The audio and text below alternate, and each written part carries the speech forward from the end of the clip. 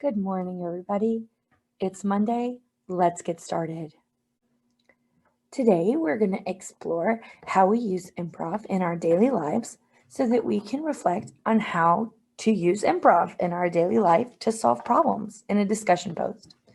Our question of the day today is list one way that you use improv in your daily life. An example would be if a teacher asked you a question and you didn't know the answer, so you made one up. You used improv. Right.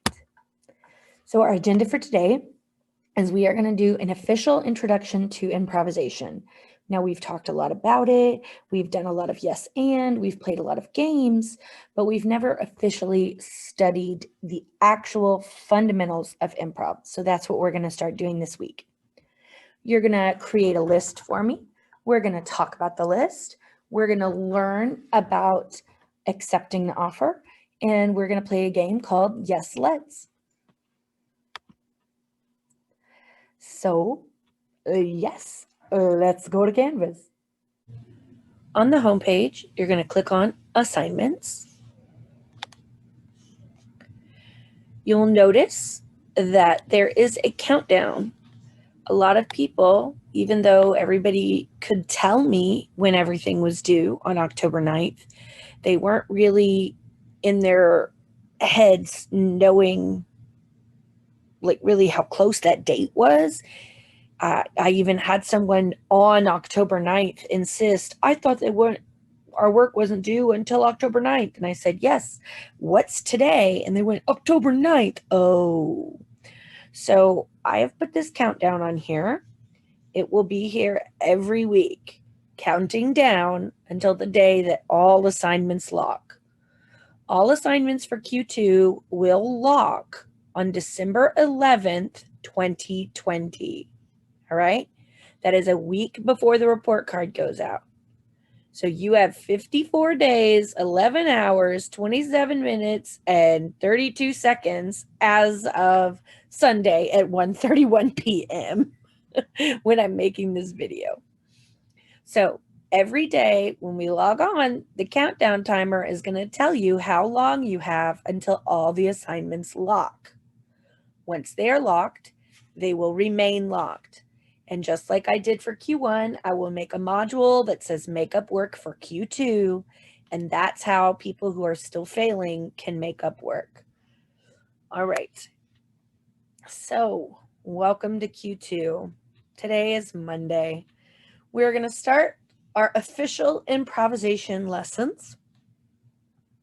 We've talked about improvisation, but we have not officially studied it. So let's go to our introduction. We're going to watch some of these videos that explain improv and what it is, all right? Then we're going to practice improvisation. So you're going to create a list of people, places, or things. I want you to write down as many items as you can think of, all right? The longer the list, the better. Let's say for async people, shoot for 20. Make a list of 20 things, okay? 20 people, places, or things. All right. Once you've done that, you will turn it into the text box. Now we're going to go to this discussion. It should be pinned to the top of discussions, as well as if you just hit next, it'll go to the next one. Everything that's linked in order, if you just hit next on the bottom of it, it goes to the next one. I know some people are confused. That's because that's how I have the module set up. All right. So then we're going to talk about improv and how we use it in our daily lives. So think about it. Improv just means acting without a script, right? So if ever you're in your daily life and you just have to make something up on the spot, that's improv. If you're sitting in math and the teacher says, hey, Gerald, what's the answer to number 7? And you have no idea because you weren't paying attention and you don't know what's happening. You don't even know the answer to number 7. Whatever you say is a response that you just made up on the spot. That's improv. Okay. So you can't use that example, but I would like you to give me an example of something that you just made up. Like, I hate to break this to you, but whenever you make up a lie on the spot, that is improvisation. Anything that you just do without a plan that you've just done, that's improvisation. So pick an example from your life and put it in the reply.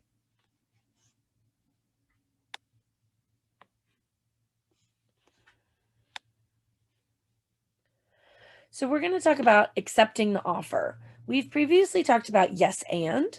That is the same concept.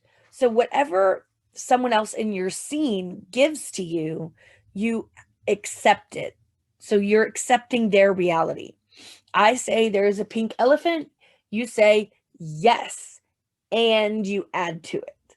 So if you say no, what you're doing is denying or blocking. You're ending the scene early. So if I say there's a pink elephant and you go, no, there isn't, then where do I go from there? You've given me nothing. You haven't accepted my reality. You've denied it. So in an improv scene, accepting the offer of what I've given you is very important, because if you don't accept the reality of the scene, then the scene stops. All right. Also, I saw on the summative, a lot of people were insisting that improv must be funny. No, it doesn't. Improv does not have to be funny. You simply have to accept my reality. So if my reality is, oh my goodness, there's a dead elephant right there, you go, oh yes, and its baby is licking up its tears. That's horribly sad. That's repulsively sad. But the point of accepting the offer is that you accept the reality.